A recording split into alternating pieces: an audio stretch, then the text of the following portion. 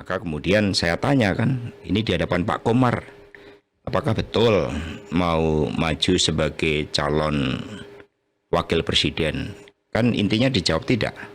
Bahkan Mas Gibran menegaskan, saya lahir dan besar di PDI Perjuangan, Bapak saya akan berakhir tahun depan, kalau saya tidak berlabuh ke PDI, saya kemana lagi? Maka saya tidak mencalonkan sebagai wakil presiden. Nah, di dalam politik, seorang politisi itu diukur, itu kan dari satunya kata dan perbuatan. Ketika apa yang disampaikan sudah tidak bisa dipercaya, apakah kita bisa mempercayai lainnya? Dan itu kan artinya udah beberapa kali kan berbohong. Padahal seorang pemimpin itu mengapa? Dalam filosofi pemimpin itu kejujuran dari seorang pemimpin itu menjadi hal yang sangat penting, yang menjadi ukuran kepribadian seseorang. Baik, Pak Mirsa, kami lanjutkan. Mas Romli, saya minta tanggapan Anda dari kemudian menjawab statement dari Bang Silverti mengatakan bahwa sepertinya Pak Jokowi akan nyaman dengan pertemuan jika terjadi antara Bu Mega dengan Pak Prabowo, dan statement Mas Hasto kayaknya masih ada lukanya gitu PDIP ini untuk ke Pak Jokowi dan keluarga. Ya, kalau kami PDI Perjuangan sudah nggak memikirkan Pak Jokowi, ya. Ya karena Pak Jokowi udah nggak memikirkan PDI Perjuangan, ya. Buat apa kami pikirkan, ya? Kalau tadi misalnya dikatakan banyak sekali yang beralasan, ya? Iya, bahwa misalnya tidak bertemu selama ini antara Pak Prabowo dengan Ibu Mega, itu kan secara prinsip kan Bu Mega kan ingin menghormati konstituen pemilihnya Ganjar Mahfud, apalagi ada kompetisi ya dalam Pilpres. Habis selesai kan nggak bisa tiba-tiba langsung bertemu, nanti masyarakat di bawah kan melihat seperti apa. Padahal yang dilakukan oleh PDI Perjuangan adalah bagaimana tetap menjaga demokrasi, kemudian menjaga suaranya konstituen kami dengan misalnya melayangkan gugatan ke Mahkamah Konstitusi ataupun ke pengadilan. Jadi ini proses-proses itu yang menjadikan bahwa pertemuan antara Ibu Mega dengan Pak Prabowo itu tidak pernah terjadi, belum bisa terjadi. Bukan karena faktor Jokowi atau ada apa di situ, enggak. Karena kita harus melihat secara prinsip bahwa Ibu Mega benar-benar ingin menghormati konstituen, tapi ingin betul menghormati katanya dia menghalang-halangi, Bang. Nah, kami nggak tahu ya. Tapi intinya ketika kita melihat proses dari pengadilan, dari MK, kemudian ke pengadilan negeri, bahwa di situ benar-benar Ibu Mega menjaga konstituen, suara konstituen, apalagi suara-suara masyarakat sipil. Jadi tidak bisa dibaca. Kalaupun di sini nanti akan terjadi pertemuan ya, sebelum pelantikan, itu kan untuk membangun situasi yang kondusif. Ibaratnya gini, ini mau ada hajatannya Pak Prabowo nih, yang berjodoh dengan rakyat adalah Pak Prabowo. Nanti mau ada resepsi tanggal 20 Oktober. Nah, kita yang hidup dalam sekomplek, kami yang belum berjodoh dengan rakyat, kan harus berbesar diri. Tidak boleh mengganggu ada resepsi yang akan dijadikan pada tanggal 20 Oktober itu. Maka ketika misalnya disampaikan oleh Ketua DPP PDI Perjuangan Buya Said Abdullah bahwa kami ingin mendukung, dalam arti kami mendukung suasana yang kondusif untuk transisi kepemimpinan, untuk suksesi yang benar-benar bagus, tidak boleh ada riak-riak ya. Kalau ada instabilitas di politik, ekonomi, yang rugi lagi-lagi bukan hanya Pak Prabowo ya kan, tapi juga adalah masyarakat Indonesia. Jadi kami melihat lebih ke soal besarnya ya, kepada kalaupun terjadi, insya Allah juga pertemuan itu pun juga tidak akan misalnya secara transaksional atau apapun ya, karena posisi PDI Perjuangan, sikap politiknya mau berada atau di dalam pemerintahan itu kan belum diputuskan oleh itu masih menunggu sampai 2025 itu juga belum diputuskan, dan juga biasanya itu diputuskan dalam kongres yang akan dilakukan pada tahun depan. Jadi tolong dibaca, kalaupun terjadi pertemuan antara Pak Prabowo dengan Ibu Mega dalam arti ingin membangun suasana yang kondusif, ini adalah resepsi rakyat, ini adalah transisi dan adalah suksesi. Jadi dilihatnya secara positif. Nggak ada urusan sama Jokowi, meskipun tadi Bang Silverti mengatakan sebenarnya Jokowi merasa nyaman. Tidak ada urusan sama Jokowi, tidak ada urusan sama transaksi politik, tidak ada urusan dengan hal itu, tidak. Tapi lebih bagaimana kita membangun suasana yang kondusif untuk sukses. Membangun suasana kondusif mungkin saja juga membuka kembali komunikasi dengan Jokowi, PDIP dan Ibu Mega? Ya, sampai saat ini tidak ada komunikasi itu. Karena kami lihat kan ke depannya kan di Pak Prabowo kan. Dan Pak Prabowo harus didukung dalam arti dia menjadi presiden yang mandiri, yang berdaulat, yang tidak boleh diintervensi oleh siapapun atau oleh kelompok manapun. Ini yang kami ingin lakukan. Termasuk juga kita mendukung misalnya ketika beberapa kali Pak Prabowo atau Mas Muzani mengatakan bahwa nanti pembentukannya adalah zakon kabinet. Ini kan juga sesuai dengan apa yang diinginkan oleh PD Perjuangan, bahwa kabinet itu harus diisi oleh para ahli yang cakap dalam bidangnya, bukan berdasarkan transaksi politik. Itu yang bisa saya katakan. Mas Adi, Anda bagaimana melihatnya bahwa memang pertemuan ini pertemuan dua tokoh bangsa, nggak ada transaksional dan lain-lain, dan nggak ada urusannya lagi kalau tadi Mas Romi mengatakan urusan Pak Jokowi. Jadi ini lembar baru antara Prabowo dan Mega, Jokowi ditinggalkan begitu saja?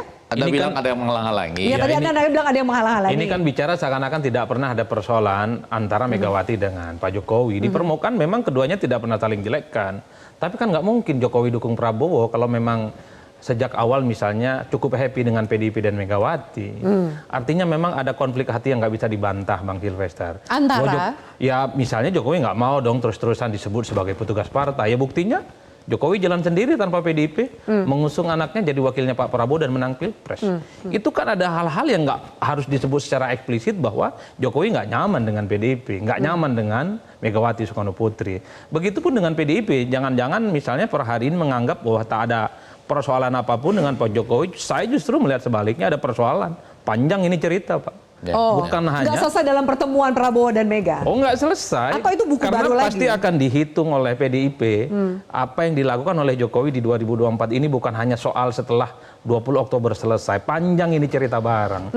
Apalagi saya menduga sepanjang PDIP itu ada, rasa-rasanya perdamaian dengan Jokowi itu agak sulit untuk bisa diwujudkan ya. Karenanya kalau terjadi pertemuan antara PDIP, Megawati dengan Prabowo, ini kan dimaknai bahwa seakan-akan memang ya Pak Jokowi dalam hal ini pengaruh politiknya nggak lagi dilihat sebagai presiden ya, apalagi ini jelang pelantikan kurang lebih sebulan orang melihat ya bahwa Pak Jokowi sebagai presiden tak lagi dalam tanda kutip ya auranya tidak sekuat meski dulu. Anaknya adalah wapres terpilih. Betul ya, kan kita tahu bahwa wapres itu kan tidak sekuat presiden posisinya.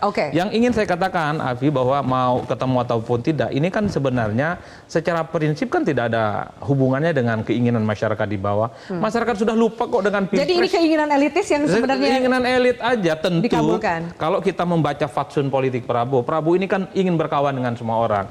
Bahwa Pak Jokowi ada jarak politik dengan Mega, SBY ada jarak politik dengan Mega, tapi bagi Prabowo Subianto di dunia ini tak ada lawan yang kemudian harus dihadap. Semua rekan yang perlu dirangkul. Nah itu Prabowo yang saya sebut tak punya jarak psikologis apapun dengan siapa.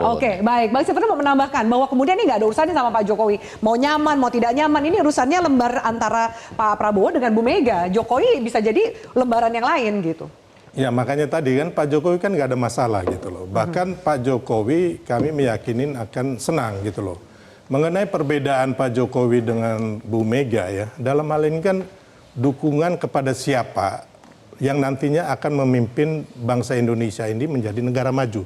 Itu dulu, bukan karena dikatakan petugas partai atau di lain-lain, itu persoalan yang nomor terakhir. Karena kalau berbicara dukungan itu Pak Jokowi itu sudah lama ngomong sama kita dan mungkin orang lain ya, bahwa beliau menginginkan Indonesia ini jangan nantinya jangan menjadi negara gagal.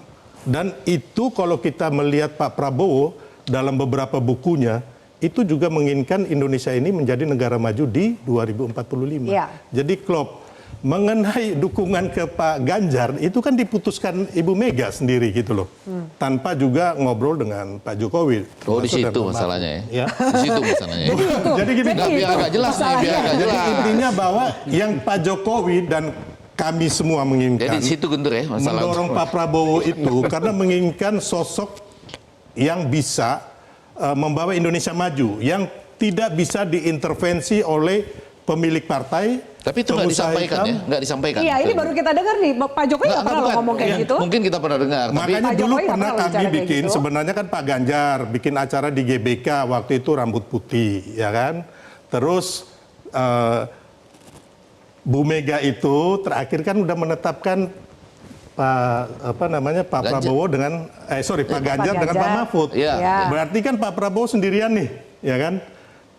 Pak Prabowo kan sendiri nih, berarti kan awalnya itu kita menginginkan Pak Prabowo dengan Pak Ganjar atau Pak Ganjar dengan Pak Prabowo itu. Kenapa intinya. Pak Jokowi nggak ikut perintah Bu Enggak, Mega? bukan. Nah, Parsimoninya gimana nih? adalah kenapa Pak Jokowi nggak ngomong ke Bu Mega. Kalau nggak mau Bu ganjar Mega, gitu. saya ke Prabowo, bagaimana boleh? Oke, nggak? kalau kita Karena balik lagi waktu ke itu pertemuan Abang- ini gitu loh, Wak- adakah makna Oh, iya. pertemuan ini gitu? Karena ada waktu Pak Prabowo itu, yang ingin Pak Jokowi bertemu itu dengan Bu nggak Mega. dikasih kesempatan untuk berbicara mengenai dukungan itu, Bang. Oh gitu, nggak Oke. dikasih kesempatan oleh. Iya, karena Bu Mega ya queen maker lah Pak Jokowi. King makernya bukan Pak Jokowi. Intinya Ini kan gitu. jangan ditarik nih ya, karena Pilpres sudah selesai. Meskipun Iya, apakah iya. kemudian Hati-hati, enggak. ada, Saya ini ada kaitannya dengan Enggak. oke, Bang Habib mau ngomong Enggak, dulu, bukan. silakan. Kalau kita datang ke sini terus dibilang jangan ditarik ke belakang ya, wah mati Gini, kita. gini. Karena Mati kita. karena Nah, melihat peristiwa bahwa yang ini terjadi belum sebelumnya. selesai, ada unfinished Makanya business. saya misalnya ngomong seperti nih. ini, Oke, misalnya baik. seperti ini. Sedikit aja saya 2 kalimat. Kenapa tadi dia bilang panjang? Saya setuju panjang Ya. karena misalnya dengan Pak SBY kan panjang ceritanya. Walaupun bertemu-temu juga di beberapa kesempatan. Kita tahu kenapa Anda maju ya? Enggak, Bu. Nah, kan itu. Kan keulang lagi nih. Iya. Ya. Nah, kan kalau seperti ini Historinya. kan kurang lebih begitu. Oh, mau ke sana tapi kok nggak disampaikan gitu. Tapi jangan dibilang kita jangan mundur ke belakang loh. Oke. Kita sama-sama setuju ke depan menatapnya. Tapi Ya. yang belakang ini kan jadi persoalan. Jadi ada urusan belakang yang memang belum selesai sehingga urusan depan Kalau bisa. saya sih pengennya cepat selesai gitu kan. Tadi Jadi saya gini. bilang. Perannya Pak Prabowo gimana? Jadi Mas Habib? gini. Ada 3 level relasi ya antar para pejuang politik ini, Pak. Satu soal ideologi, level ideologi, santai aja. 2 level politik, ya kan. 3 level organisasi. Oke. Ya, kadang kita nggak bisa ketemu dalam konteks organisasi satu sama lain. Bisa musuh-musuhan, bisa gontok-gontokan, adu taktik, adu strategi. Ada yang kecolongan, ada yang merasa kecolongan. Dalam konteks politik juga demikian, bisa ada perbenturan. Tapi dalam konteks ideologi yang lebih luas, sangat mungkin semua pihak itu menanggalkan kepentingan masing-masing. Ya. Jadi ini kita bicara praktek yang memang sudah terjadi sejak zaman pergerakan dahulu, ya. Terus seperti itu, ya, aktor yang berganti sampai saat ini, itulah tradisi yang saya pikir seringkali diterapkan. Ya. Mungkin dalam konteks organisasi Pak Jokowi tidak termaafkan.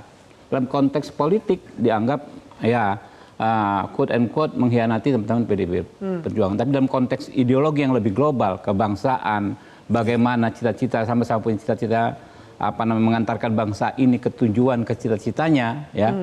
Mungkin itu masih bisa ketemu. Nah, itulah ya yang harusnya bisa menjadi alat pemersatu kita semua. Ya. Bagi kami, bagi Pak Prabowo, kita ini nggak akan selesai kalau terus mencari perbedaan satu sama lain, karena faktanya kita memang Ya. berbeda-beda. Oke. Apa ya?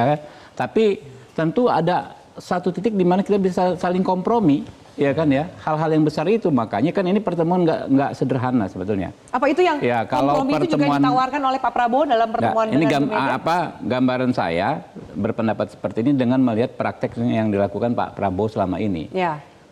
Dalam konteks ideologi, saya pikir para tokoh-tokoh bangsa ini masih bisa ketemu kok, ya kan ya. Jadi sehingga Pak Prabowo ketemu dengan Ibu Mega, tidak harus dia merasa atau Pak Jokowi merasa ditinggalkan Pak Prabowo, nggak harus begitu juga, gitu kan ya. Begitu juga Ibu Mega bertemu dengan Pak Prabowo, tidak merasa juga harus berkhianat atau meninggalkan konstituennya, enggak, gitu loh. Soal politik, soal organisasi gampang kita ini kok. Ya. Tapi dalam konteks ideologi kita memang harus ketemu. Ini Anda kenapa? setuju nggak kalau Bang Saadi dan Bang Ege Iya. bilang bahwa sebentar, tapi kemudian ini masih panjang nih. Lah iya, itu di mana, di level mana? Apakah Ya. yang panjang nggak akan selesai mungkin di level Organisasi tadi. Dan di level politik politik tadi ya. nggak akan selesai. Dan politik. Tapi dalam konteks ideologi, Ya. saya pikir kayak cerita-cerita kan banyak dulu. Ya. Bagaimana misalnya Bung Karno ya dengan tokoh-tokoh yang berseberangan Oke. bisa ngomong soal yang mereka sepakat dalam konteks ideologi yang lebih tinggi daripada hal Jadi perlu ditarik politik. panjang nggak menurut Anda? Kalau kemudian tadi Bukan persoalan panjang, makanya Perlu ditarik mundur nggak kira-kira? tolong dipahami yang saya sampaikan 3 level tersebut. Ini bukan soal tempus, Iya. bukan soal waktu panjang ke belakang, tapi soal ruang lingkupnya seperti apa, Oke. soal lokusnya seperti apa, kurang Oke. lebih begitu. Baik, kita harus jeda pemirsa, termasuk kami akan bahas apakah jatah kementerian akan menjadi kunci jika ingin mengajak PDIP untuk berkoalisi lebih jauh. Tetaplah bersama kami. Jelajahi cara baru mendapatkan informasi. Download Metro TV Extend sekarang.